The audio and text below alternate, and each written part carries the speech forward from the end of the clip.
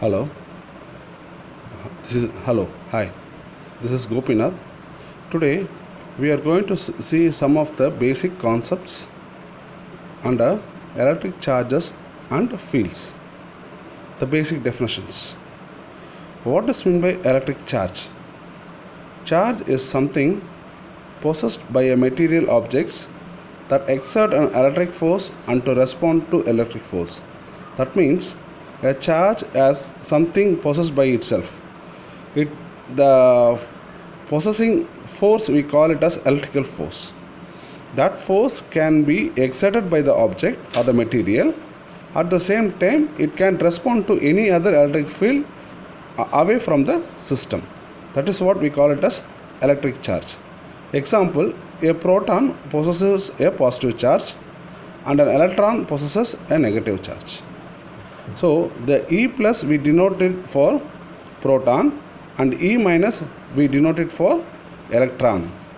Both the values of charges scalar wise, that is magnitude wise, it is 1.6 into 10 to the power minus 19 coulomb. Whereas when you see the sign value, for proton it is positive charge and for electron it is negative charge. You can see both the things.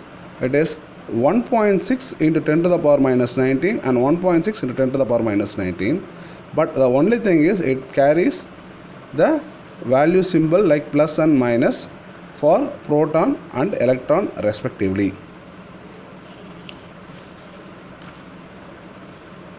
Next, what is charging by induction? When a neutral body is charged without making any contact, underline the word without making any contact with material body, then it is called as charging by induction. Next thing, see, this is what happens in electrical transformers, charging by induction. This is right now beyond the scope of this thing, so we will come to know in higher studies. Conduction and insulators. The material which carry electric charge or conduct electric charge is called conductors. That is, I have given a symbolic representation that positive charge is moved from this point to this point in an iron piece to make you understand simply.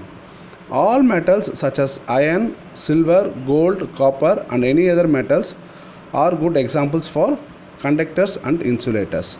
So this is a symbolic representation I have made to make you understand, not for the exam sake.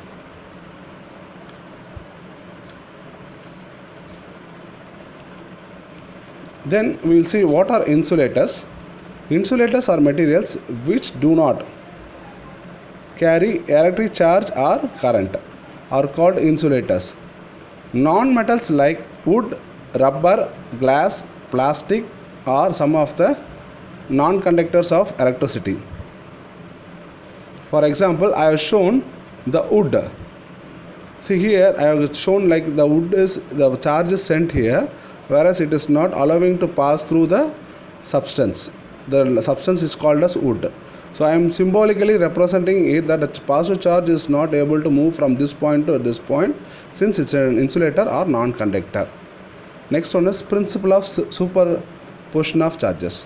See, there are in a system there are many number of charges like Q1, Q2, Q3, so many things like that. If there are charges such as Q1, Q2, Q3 like that are present in a system, then the total or net charges is equal to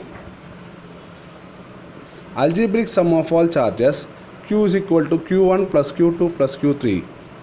So when do we call this charge as a point charge? That is what we will see. If the size of all charges is lesser than the distance among the charges, then the system of all charges is considered to be point charge. See here, the distance between two charges d is less when we compare to the entire number of charges. So then this we consider it as point charges. I hope you understood this session very well. These are all the basic concepts you should know in this concept, in this title, and this may help you to understand when you go further in other studies. We'll see you in some other concept from this point of view in some other session. Thank you.